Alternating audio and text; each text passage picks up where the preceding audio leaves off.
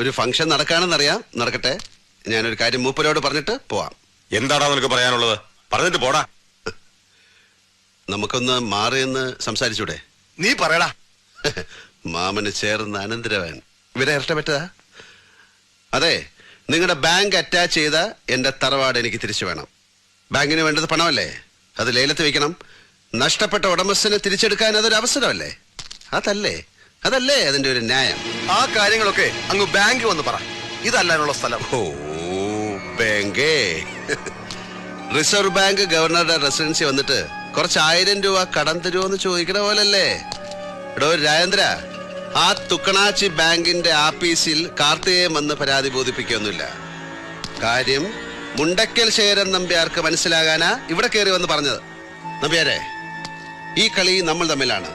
ന്യായം എന്റെ പക്ഷത്തും. അതുകൊണ്ട് തന്നെ ജയവും എനിക്ക് തന്നെ ആവണം.